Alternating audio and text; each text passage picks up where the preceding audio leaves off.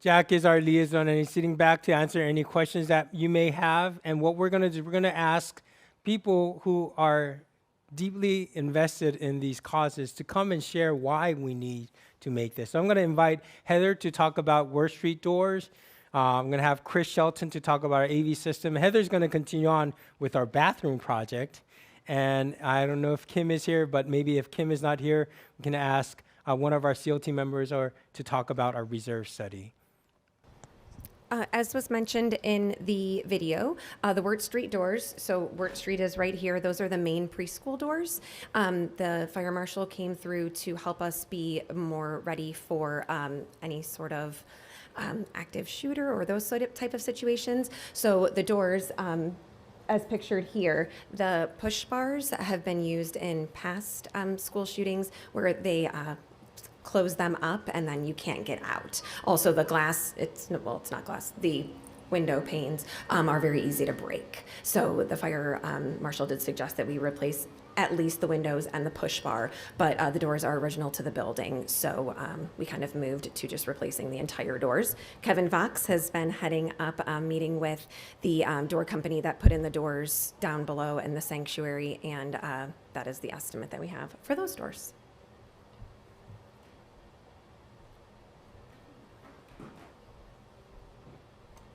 All right, thank you, Heather. This is weird, not standing there. Yeah, I'm not good at talking, so sorry. Y'all can deal with that. So thanks, Heather, for sharing that. I wanted to talk to you guys today about our AV project.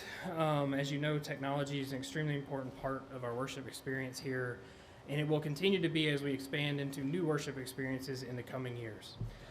So before we get into the nitty-gritty details, I want to run through some history of this system in particular and how we've been involved. So, to the best of our knowledge, the last update to the main speakers, which are the white box right up there in case you don't know, and the soundboard, which is up there where Vince is, that was done in the mid-'80s, we believe. The purpose back then was for speech reinforcement only. We didn't have a modern worship service back then, so all we had were some vocalists and speech reinforcement, hearing pastor, things like that. So it really wasn't designed, these guys, for doing what we've been doing for the last 20 years or so. Skip forward to 2008, with the addition of the worship band and me, thankfully, and our growing use of technology, Will Troxel led a project here along with Jill to replace all of the AV system back then, with the exception of those main speakers, simply because there wasn't really a good way for us to get up there. Will did all of that work himself with a group of folks here. And then in 2014, we expanded the system to reach Asbury and Wesley Halls, as well as the parlor back here. And technology was added that allowed us to create a podcast and saved Audio Weekly sermons. And in 2020, as you all know, with the pandemic came a quick need for our AV team to provide the ability to pre-record and live stream our services. While it had been a long-term goal of ours to do that anyway, the pandemic expanded and made that a lot more important to do faster. So we were able to do that. And then flash forward to our current state. We're improving the visual capabilities in our worship service. Many of you may have noticed the second camera right up there. That's for providing a second view to those of you who do the live stream. And we've rewired a bunch of the AV board to provide for better sound and live stream as well. We've also recently updated our presentation software and continue to learn how to improve and support the worship services each week. All right. Next one there, Vince. All right, so we've been having discussions with multiple audio and video companies since early in 2023.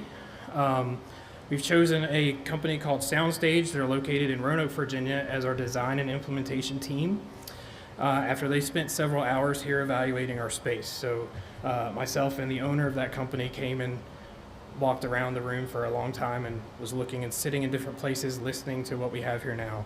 And he's come up with a good system to replace what we have that will improve quality of everything that you hear in here and allow us to expand in the future when we come up with new worship experiences, things like that. So 5 key benefits of the project. Number 1 is adding capacity. So supporting the audio needs of our speakers and music program more efficiently and effectively. Simplifying it. So you'll see a picture here in a minute of the current board, which has, if you haven't been up there, it has about 100 and whatever, so many buttons on it. And if you don't know, it can be very intimidating to look at it and figure out what to change. The new board is, the new one that we're suggesting to put in is going to end up being digital, so they can actually walk around and run it with an iPad.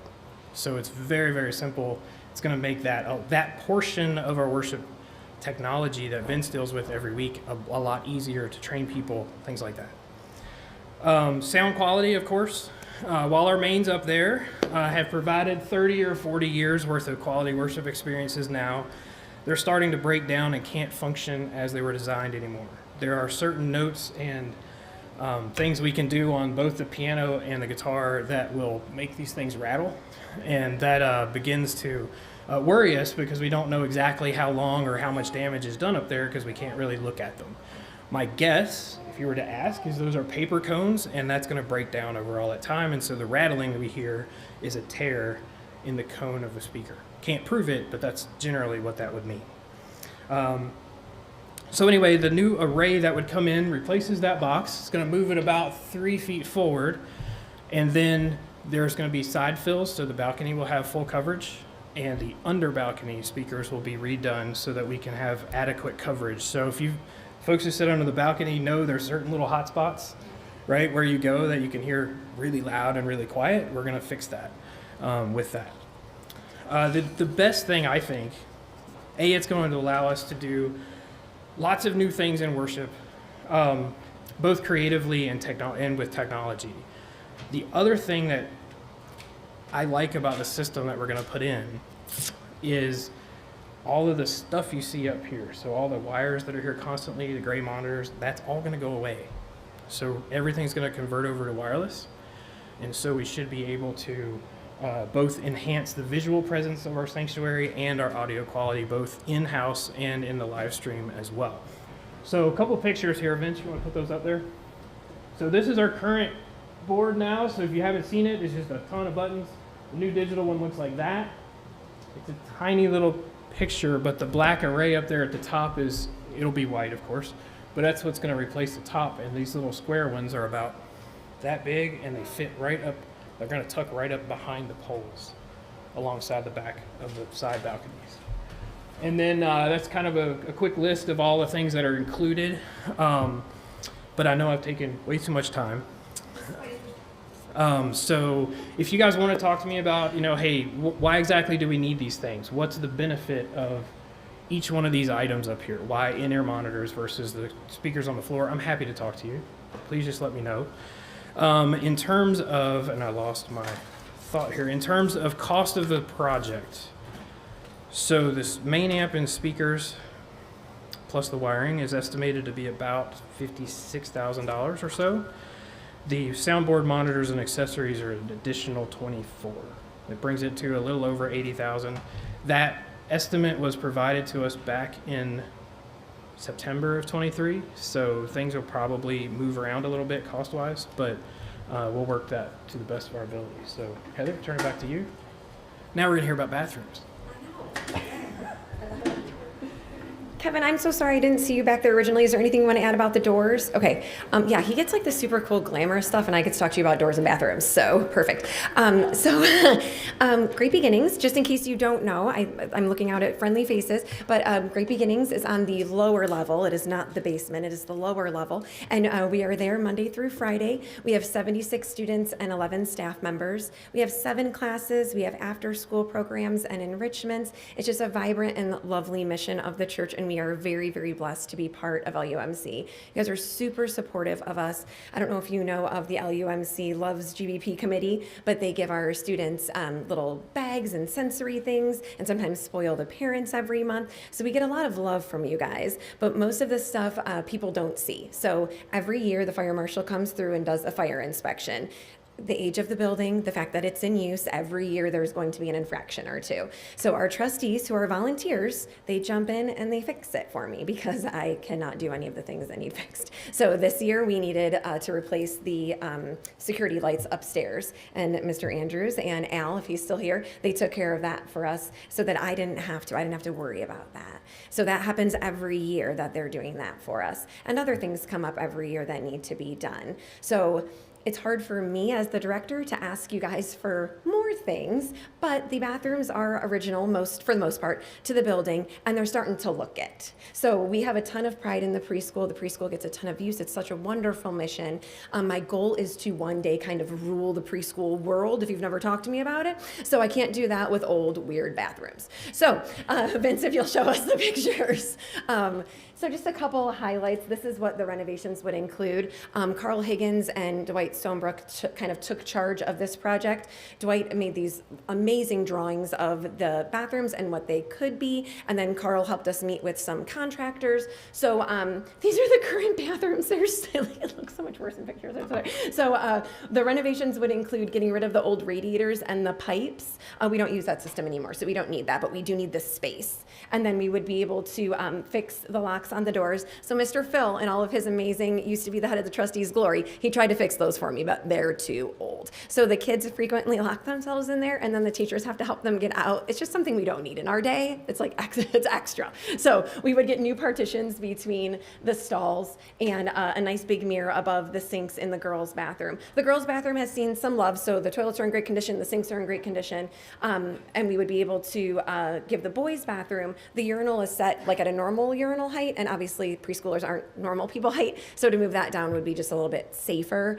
And then the toilet in the boys' bathroom really just needs to go. So yeah, it's not glamorous. I mean, yeah, thanks for making me talk about this, but it's really important to we have so much pride in our preschool, and I know that you guys do too, so we would like to show it in the way that our facilities look. So $30,000, I'm just gonna be honest with y'all, because I would want you to be honest with me, that's the low end. So there is a fundraiser going on right now for the preschool, the golf tournament. So we hope to make up for that difference so that we can put in any extras that need to be in there. So I do realize we're kind of running two fundraisers, if you wanna call that this, side by side, that's why. So just to kind of clarify that point. So that's all I've got on the glamorous bathrooms and doors. Any questions? Oh, we're not doing questions right now. No, great. Okay.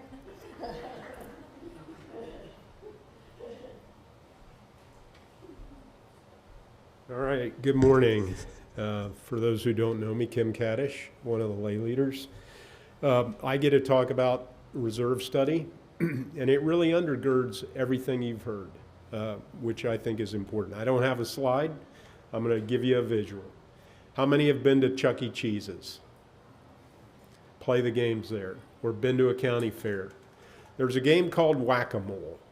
Are you familiar with that game? Where a little thing pops up, you've got a hammer, you hit it, and the object is to hit as many of them that are popping up and eventually get the high score. It's hard to get a high score in Whack-A-Mole because the game is designed to defeat you. I've been here for 16 years.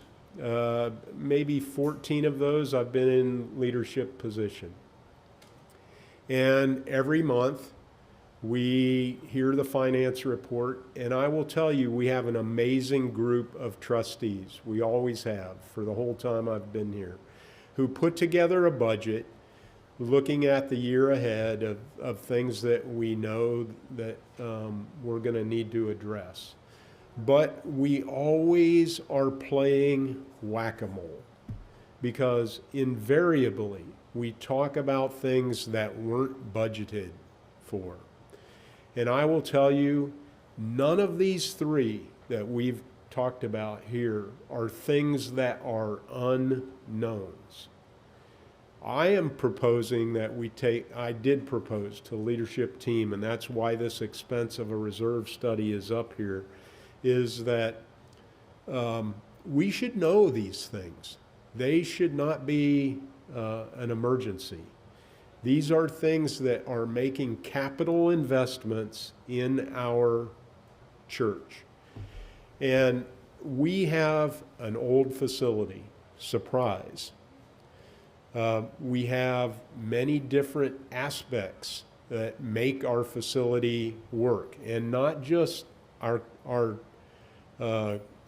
buildings here, but we also have the AG, we have Blossom and Bloom, we have a parsonage that we still maintain and rent out, all of which have expenses that are incurred to maintain systems to keep those facilities functioning. A reserve study is a formal look at everything you have that is designed to tell you, here's the wear out date of an HVAC system. Here's the wear out date of a sound system. And I realize that's probably the trickiest one that we've got now, because no one 20 years ago could account for the technology that is out there. But they could account for speakers wearing out, wires wearing out, and things like that. A reserve study is designed to look at the life cycle of everything we have, factor in projected lifespan, and costs for renovation and replacement, and give us an idea of how much every year we should be putting aside for those projects in the future. Not a reserve that we have in our current financial system. I view that as an emergency fund for true emergencies, not something that we should have projected. So the reserve study expense would be to have this team come in, look at our facility, itemize everything we've got, and give us a projection of what our expenses are going to look like in down the road. It's good for 5 years, and this is a baseline study that we'll be having made, and then we can have them come back in 5 years and do an update projection for us for less expense. But I think that this is a legitimate expense to help us get a look on the future and let all of us know in better detail what it costs to just maintain our facility from year to year, month to month. So that's the purpose of the reserve study. We've looked at a company to come in and do this. They bring their expertise. They do this for, generally it's a requirement for homeowners associations. If you've been in a homeowners association, you know you're required to have a reserve study, but they now do this for churches and other public buildings as well. So that's what this is about. I think it's a small investment for the future. Thanks.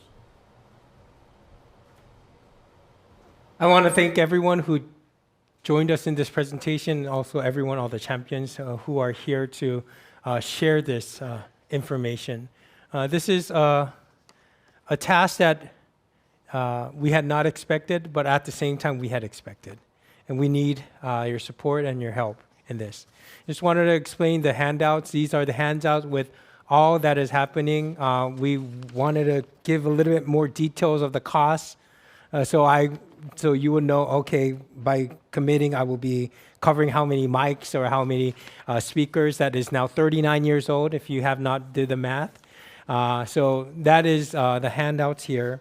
We do have a commitment card, and the reason that we have a commitment card is that our goal is to see if we can start. I'm going to emphasize on the see, if we can start this summer, because a lot of these things are essential to be done before the new semester for the preschool. So if we can tackle these before summer, that would be great. But we also know how we are asking a big ask. And that's the reason why on April 17th, which is 4 weeks from now, we're asking you to share us this commitment card. And this commitment card will have a way to give us your total commitment, but at the same time, just let us know when that commitment may be fulfilled, because we know that it is an emergency ask that you may not have planned, and we are asking you in cold. So we also want to make sure that that is spread out. But at the same time, we as church needs to know if we have enough commitment and support to execute these projects. So that is why on April 17th, there will be a time that we ask for your commitment cards to be submitted. During the time, there will be communications that happens through our church office. Also, Jack and the team will be sharing some communication. If you have any questions, these are the people that you should go to. Ask them about these. Why is it necessary? How can we can it be done? And maybe by your contribution, we'll be able to find a way. Last one is starting on April, we will have this envelope in the pews, and this will be for this project. So if there is anything that you see up front, that would be, and it is designated for this cause, this will be the way. So saying thank you once more, I wanted to close with the word of prayer if we did not have any burning needs to extend our worship for the next 2.5 hours. Only the ones who came to first service know that. Lord, we thank you for this time that we can come together and see the immediate needs of our church, but also know how you have a plan for all these rivers to come together to continue in growth, not only for this church, but for the scriptural holiness to grow in this land. As you had continued this work 256 years ago, we ask that you will continue it on to go and continue for centuries and centuries for your glory and for your blessings to be upon us and also all that this river reaches. We thank you. And we pray this all in your name, Jesus Christ. Amen. Thank you very much. Thank you. Have a great weekend.